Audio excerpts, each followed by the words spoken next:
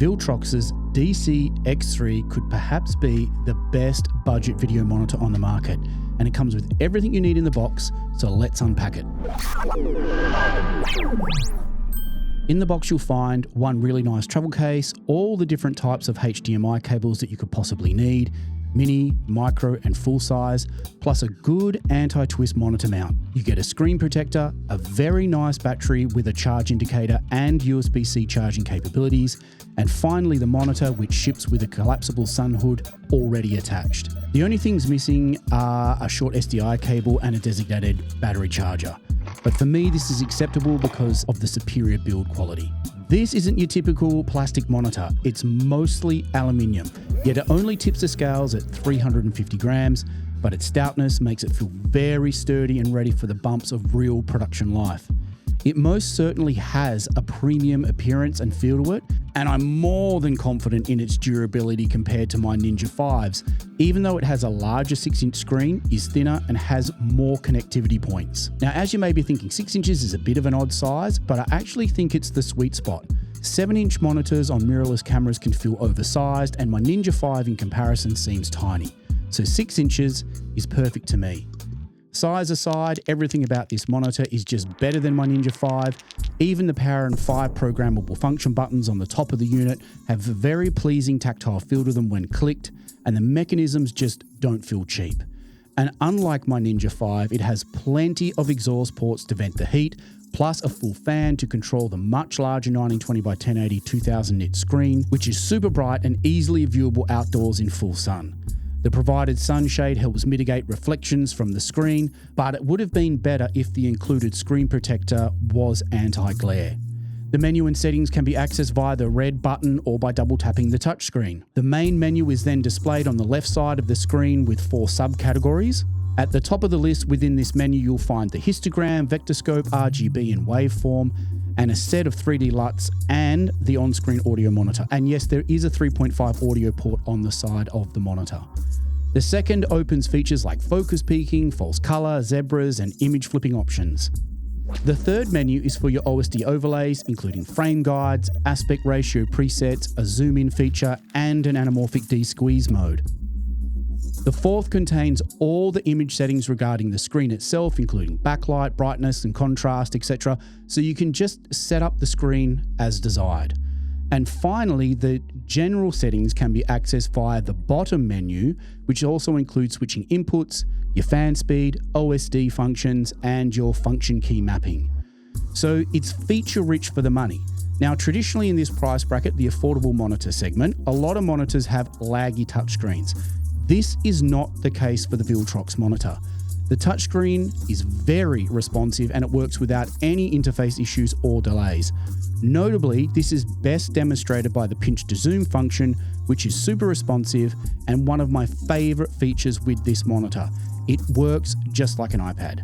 You can also swipe up or down on the left of the screen to change the audio volume, or the right of the screen to change the backlight, which can affect the image quality.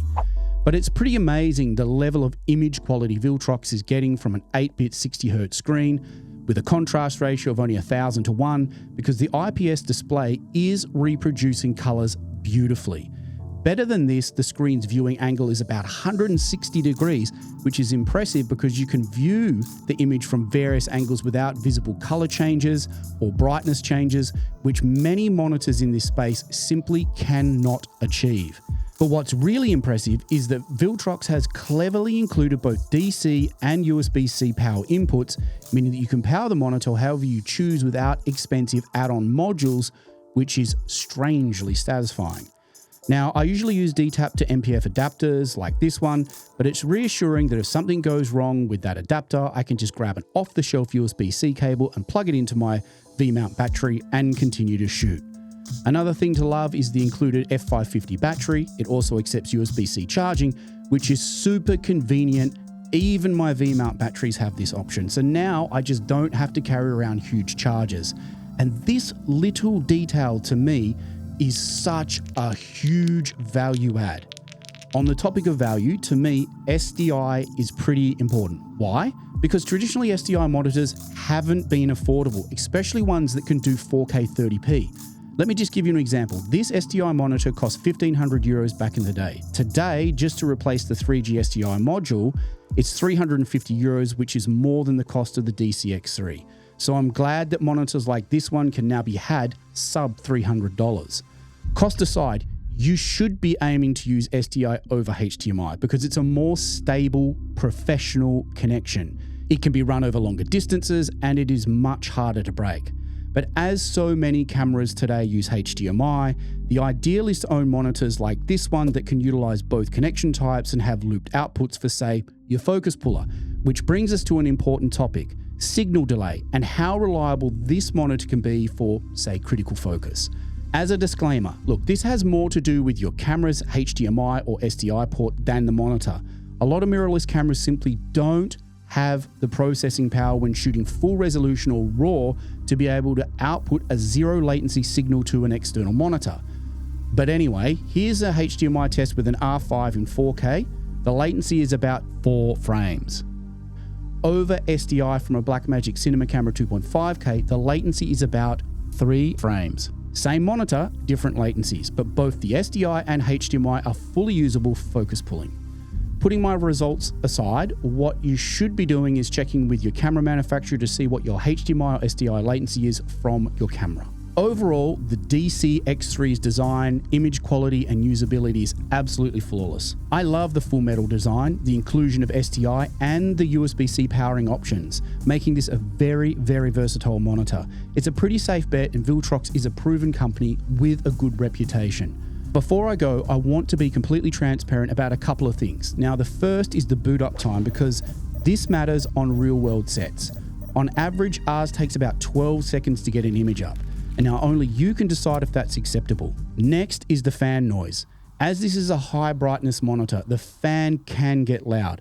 But like I said before, you do get full control over the fan, so I just leave our unit set to auto, and if the sound guy complains, I just switch it to low.